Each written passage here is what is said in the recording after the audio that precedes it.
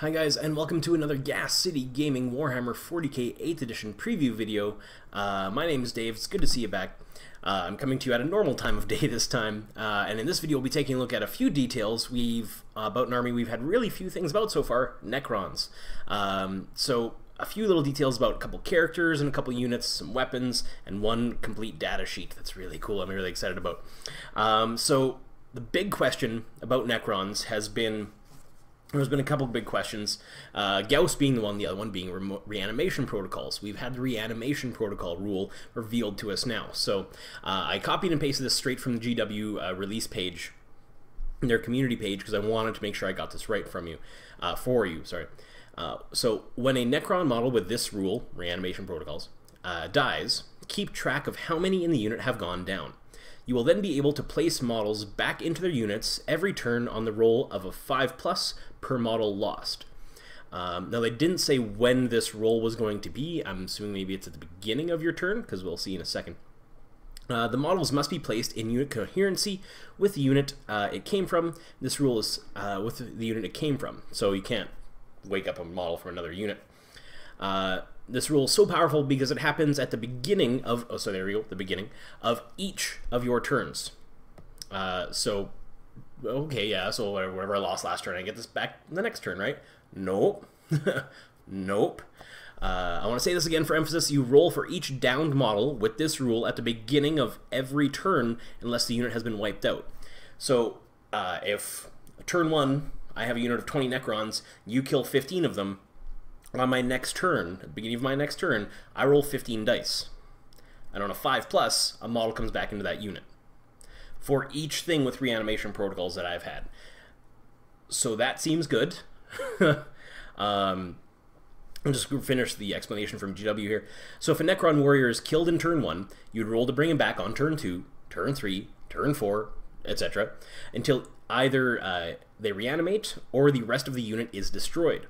So until you kill the last model, I bring a unit of 20 warriors, you kill 19 of them. On turn 4, I get to roll 19 dice. On a 5+, that many come back. So I'll use my example again. You start turn 1 with 20. You kill 15 of my Necrons. I roll 15 dice. 5 come back. Statistical. 5 come back. So I have a unit of 10. You kill 3 more. On my next roll, I roll 13 dice. 4 come back. And it just keeps going. However many that unit is missing is how many dice I roll at the beginning of the turn to see how many come back. And that's on everything with reanimation protocols. That's the reanimation protocol rule going forward. Now there can be buffs to that. For example, Illuminor Xeris and Cryptex will add 1 to reanimate rolls within 3 inches of them. So remember, you can't connect them to units, so basically anything that he's in the middle of a big clump of warriors, for example, he'll give them a +1 to their reanimation roll at the beginning of the turn. So again, 15 warriors coming back on a 4+ now instead of a 5+ at the beginning of every turn. He can also give an immortal unit +1 ballistic skill, +1 strength, or +1 toughness for the rest of the game, once per turn. Each immortal unit can only be targeted once. So I bring 3 units of immortals. He can give that one +1 ballistic skill, that one +1 toughness, and that one +1 strength on 3 consecutive turns, but those then last for the rest of the game. So earlier in the game, I probably want to give a unit of mortals +1 ballistic skill. Then, okay, that one is going to charge this turn, so okay, I'm going to give them +1 strength. Okay, cool. And then turn 3, I'm going to give them +1 toughness. They're engaged in combat and want to make them stick in. So that's 3 different units you have to target with each of those, because each immortal unit can only be targeted once per game. And he can only give 1 ability per turn. So he can't, in 1 turn, just give all his abilities out like crazy. It has to go once per turn, but then that unit gets the bonus for the rest of the game. Anrakir the Traveler gives +1 attack to units within 3 inches. Seems good. So maybe he might be sticking around your flayed ones, maybe your Praetorians, right? Also has a special rule called My Will Be Done. This allows him to give a friendly infantry unit +1 to hit, advance, and charge. So I don't know if that's +1 distance to advancing and +1 distance to charging.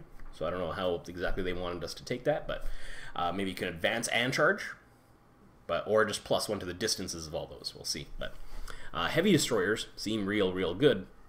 Now, granted, we don't know the points cost for any of these things yet, but heavy destroyers, they have no penalty to shoot. They have heavy weapons, but they have no penalty to shoot when they move. And their weapons are really good.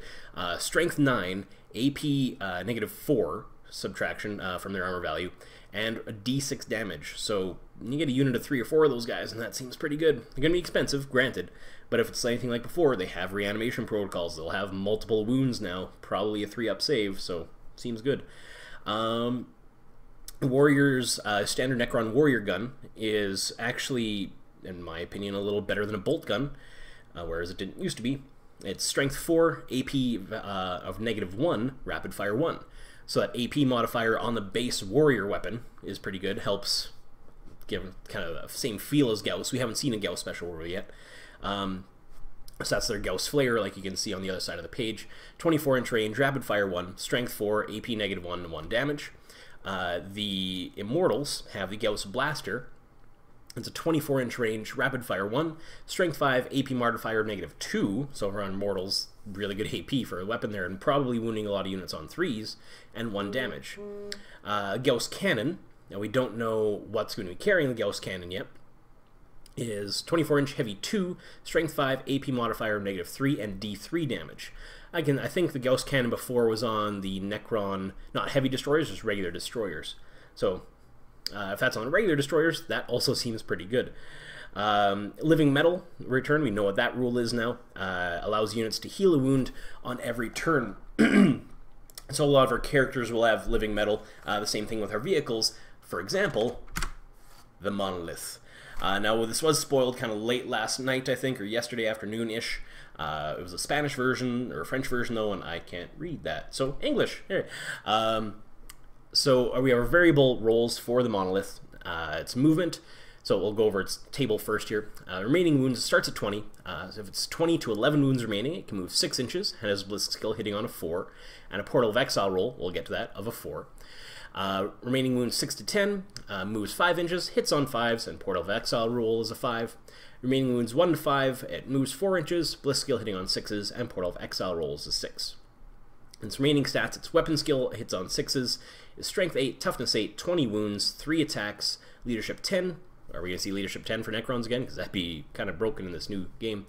And a save of 3 up. A Monolith is a single model equipped with 4 Gauss Flux Arcs and a Particle Whip. Now, granted, our stats for Gauss Flux Arc is 24-inch, heavy 3. Now, it's equipped with 4 of these, right? It's 4 weapons around. Strength 5, AP value of -2, and 1 damage apiece. The Particle Whip is 24-inch, heavy 6, strength 8, AP modifier of -2, and D3 damage apiece.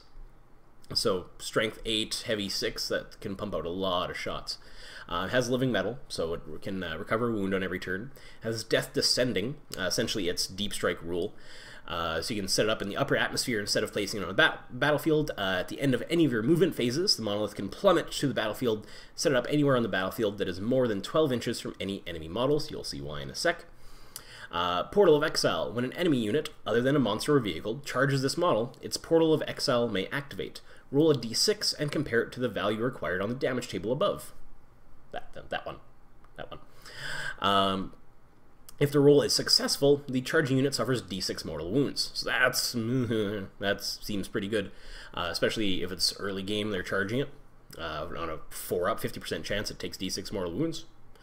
Hovering, distance and ranges are always measured to and from this model's hull, even though it has a base. Now, my monoliths don't have a base. They just mine just scoot around, so I'm always measuring from the hull. But Floating Fortress. This model can move and fire heavy weapons without suffering the penalty to its hit rolls. Eternity Gate. When you set up this model, at the same time, you can also set any number of, your dynasty, same thing like Chapter, infantry units on their tomb world rather than setting them up on the battlefield. Before the monolith moves in each of your movement phases, a single unit that was set up in their tomb world can be transported onto the battlefield by the monolith. To do so, set up the unit so it is wholly within 3 inches of the monolith, more than 1 inch from the enemy.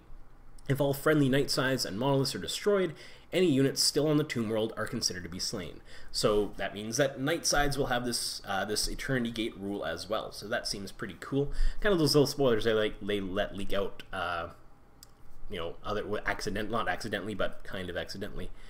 So that is the reason why you combine that with the Death Descending. So Death Descending has to be 12 inches away. You're like, all the other Deep Strike rules said 9 inches. What's going on? Because your Eternity Gate adds 3 inches onto that. So those units, if your Death Descends comes in, if your Death Descending comes in, you have to do it at the end of the phase though. So, but if for some reason something happens and your Death Descends comes in, and let's say there's a rule that lets you do something different, you can do it at the beginning of the phase or what have you. The things that could pop out of the Eternity Gate will still be, since they can still charge, they'll still be 9 inches away. And last one is Explodes. If this model is reduced to 0 wounds, roll a d6 before removing it from the battlefield. On a 6, it explodes, and each unit within 6 inches suffers d6 mortal wounds. Faction keywords are Necron and Dynasty. Its keywords are Vehicle, Titanic, Fly, and Monolith. So this thing having Fly, remember our Fly rule from our spoiler video, if it's engaged, it can disengage and then shoot. That's really good, especially with that Particle Whip and all of its Flux Arcs. So you're going to charge it. Okay, I'm going to roll 50% chance you're taking d6 mortal wounds. Okay, you didn't kill it.